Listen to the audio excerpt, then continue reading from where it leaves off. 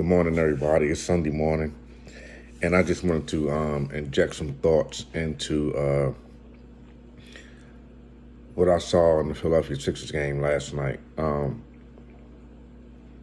It's crazy because I was listening to a sports show on 94.1, and the guy was being interviewed, and the interview was interesting because his sentiments was the same as mine. Like, he said that he wouldn't be disappointed if the Sixers got knocked out after the first or the second round, because facing the Bucks or Boston. They played Boston last night, and it was a really, really good game. It was a close game.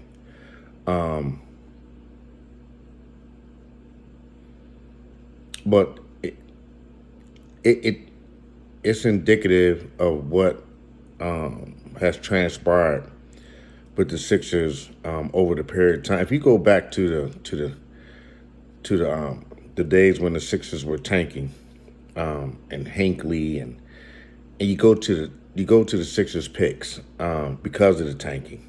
The Sixers have really squandered picks, and when you tank, like this guy was saying, when you tank, you're really saying that you don't know how to draft. And that's okay, because the Sixers organization really don't know how to draft. I think the best draft that they have made in a few years arguably has to be Iverson, Joel Embiid, and now Tyrese Maxey is suspect. And Tyrese Maxey is only suspect because he's being coached by Doc Rivers.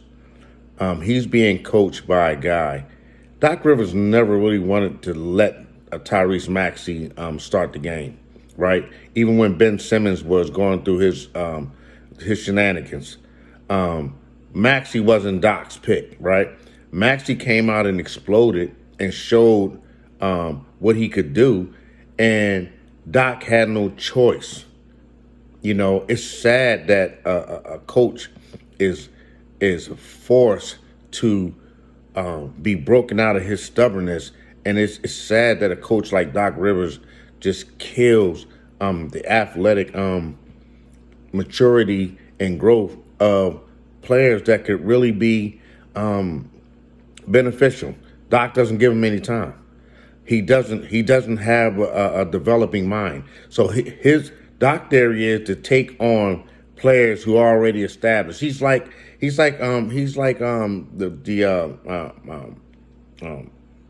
Eagles, the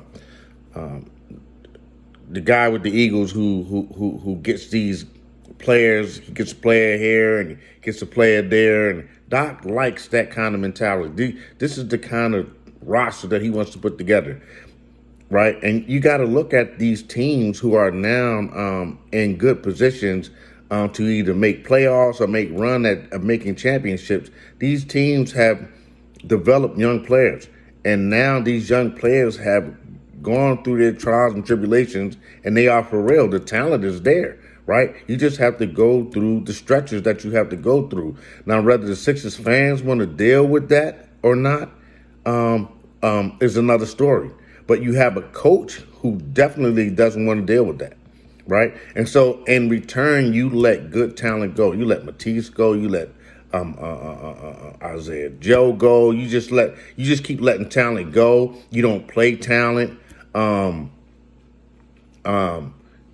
B-ball Paul. You don't know how to utilize B-ball Paul. You just don't.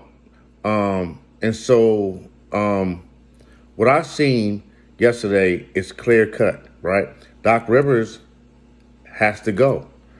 Doc Rivers is out coached by every good coach with a good team. And now we're talking about a young coach at Boston.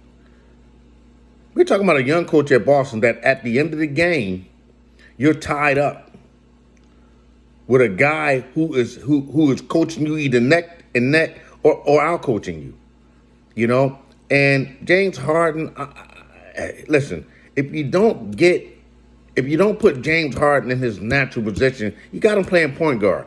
Put him in his natural position where he can get that ball and score. That's what he loves to do. So now you have to bring in a point guard. And the situation with Joel Embiid is like this.